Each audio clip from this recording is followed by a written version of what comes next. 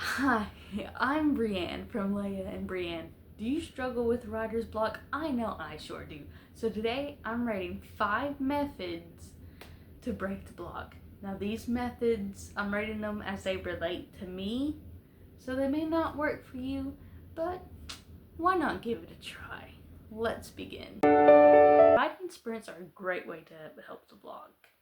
I usually do 10 to 20 minutes with a writing prompt. I use Squibbler as a prompt generator, and afterwards I'm feeling refreshed and I'm more willing to work on my work in progress. I rate this method a 9 out of 10.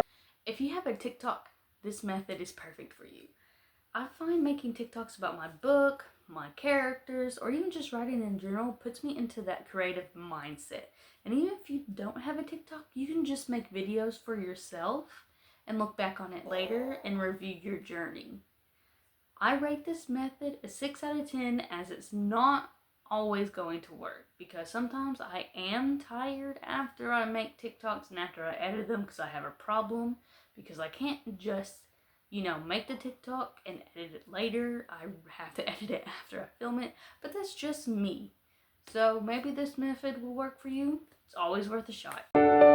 Doing other creative things can help ease and clear your mind. Sometimes I'm just too stressed to write. Having to think about what I'm writing, how to write it, it's just stressful. So I find coloring is a way to help relieve that stress. I usually think about other stuff when I'm coloring. I can sometimes think about my book and where that's going, what the characters are doing, how they're gonna do it, and then after I'm done coloring, I want to write. But it doesn't always work that way.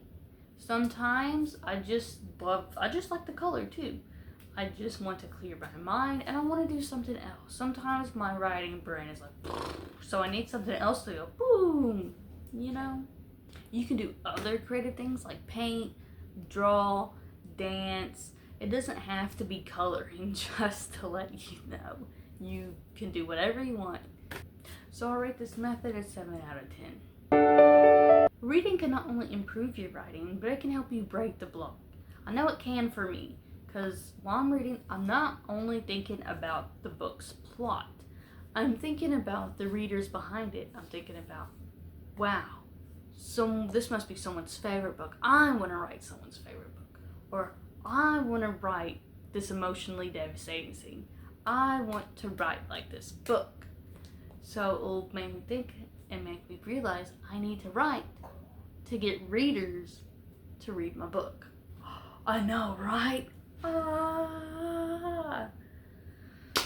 So yeah, that's what reading does for me. Now, this isn't always gonna work because it does get distracting. Sometimes I get pulled into the book and want to read for hours and hours on end. You know how it is. So it's a 7 out of 10 for me because it's like, want to read, want to write, which one am I going to do, Finally, we have getting away. Vacations are a great way to do this, but not everyone can afford it. So what I recommend is going to your local library or local park and just writing somewhere else. Or you don't even have to write, you can just enjoy being there. I know I personally like going to my college's library because it's quiet. I'm right after doing study, which also helps me get into the writing mood because writing is a de-stressor for me. I also recommend going to a family member's house can work. You can write there. You can write literally anywhere as long as you just need your phone. Honestly, I know you have a phone if you're watching this. So yeah, and I rate this method a 10 out of 10 because it always works for me. Getting somewhere else always works. So that's 5 ways to break the block. I hope I'm able to help you some way. In the description, I'm going to put the links to Squibbler and mine and Leia's TikToks and Instagram. So that way you can have other content. And if you like, please subscribe. And I guess goodbye then. I don't know what to say here, so bye.